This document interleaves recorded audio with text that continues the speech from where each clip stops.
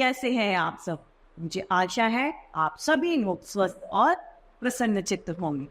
तो आज हम हमारा पाठ नानी की डॉक्टर तुलसी को पढ़ेंगे और समझेंगे। इस पाठ में हम अपनी बुजुर्गों के सम्मान को देखेंगे, हमारी प्रकृति के बारे में जानेंगे। प्रकृति का एक पौधा जो आयुर्वेदिक हमारे लिए प्राकृतिक दवाई है, उस तुलसी के बारे में हम पढ़ेंगे और समझेंगे। तो आइए इस पाठ को विस्तार से देखते हैं। यह है हमारा पाठ 6, नानी की डॉक्टर तुलसी।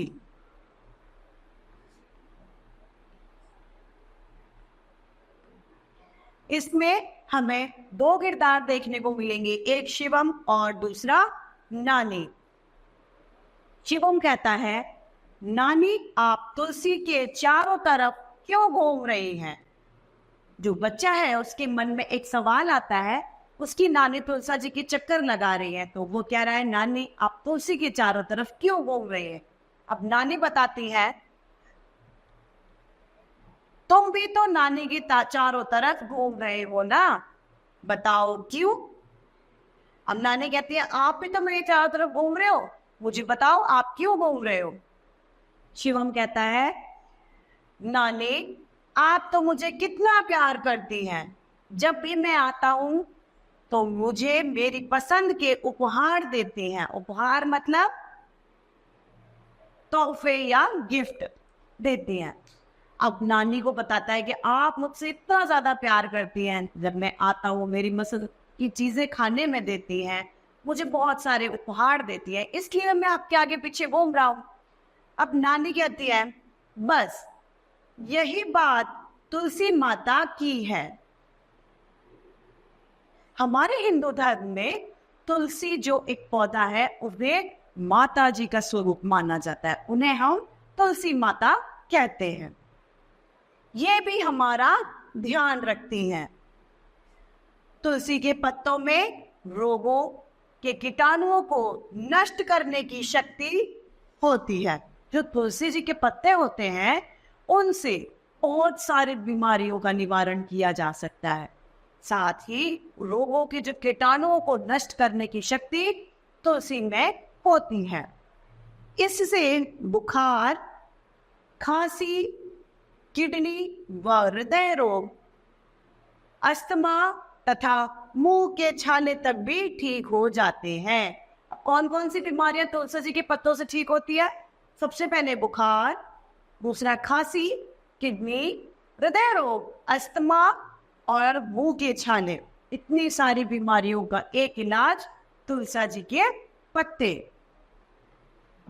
आगे कहता है शिवम, अच्छा तभी मेरी दादी माँ तुलसी जी के 5-7 पत्ते रोज चाय में डालकर पीती हैं। अब उसे समझ में आया कि उसकी दादी जो चाय के साथ में तुलसी जी के पत्तों को मिलाती हैं, वो क्यों मिलाती हैं? वो कहता है, इसलिए मेरी दादी चाय में तुलसी जी के पत्तों को डालती हैं।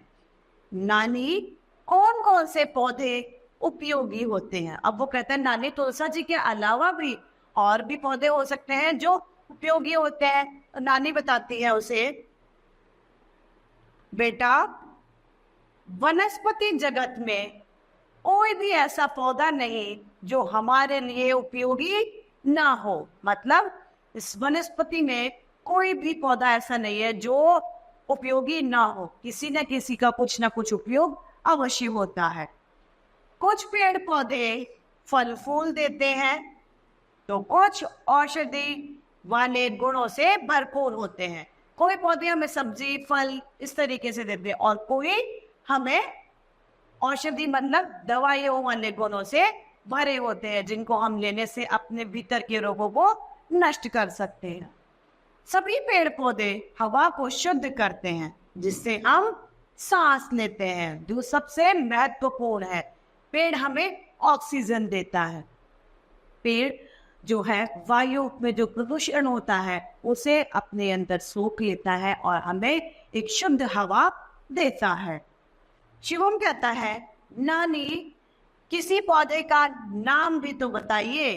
अब कोई ऐसे तो सारे पौधे हैं, मतलब कोई एक नाम बता दीजिए किसी भी पौधे का। तो नानी कहती हैं जैसे घृत कुमारी, जिसे हम क्या कहते हैं, एलोवेरा। इसे जले हुए स्थान पर लगा लो, घाव पर लगा लो, पेट दर्द होने पर खा लो, या मुंह पर लगा लो, सभी जगह लाभकारी है। और नीम का पेड़, अब इन्होंने कौन से पौधे बताए, दो। पहला घृत कुमारी, जिसे हम क्या कहते हैं, एलोवेरा। इसे हम पेट दर्द में भी लगा लेते हैं, जले हुए पे लगा लेंगे, किसी घाव पे लगा लेते हैं, और चेहरे पे भी लगा लेते हैं। ये सभी में काम आने वाला एक पौधा है जिसे हम कहते हैं एलोवेरा। और साथ में नीम का पेड़, नीम के पेड़ से भी बहुत सारे फायदे होते हैं। शिवम कहता है नीम के पेड़ के पत्ते, फल, उसकी छाल सब गुणों से भरपूर होती है। नानी कहती है अब अंदर चलो, कुछ खा पी लो।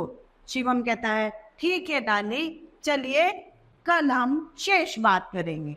इस तरीके से नानी और शिवम के बीच में बातचीत होती है, जिसमें नानी ने शिवम को प्रकृति के बारे में, उन पेड़ पौधे वनस्पति के बारे में, उनके लाभों के बारे में बताया। हमें भी पेड़ पौधों की सदा रक्षा करनी चाहिए, उन्हें जानबूझ करके हमें कभी भी हानि नहीं पहुंचानी चाहिए, क्योंकि वे हमारे लिए किसी न किसी तरीके से बहुत ज्यादा उपयोगी होते हैं। तो इस तरीके से हमारा पाठ नानी की डॉक्टर तुलसी समाप्त होता है। मुझे आशा है आप सभी को ये पेड़ के बारे में जो जानकारियां हमें मिली है वो सभी भली भांति रूप से समझ में आए। तो आज के लिए इतना ही, फिर मिलते हैं। धन्यवाद।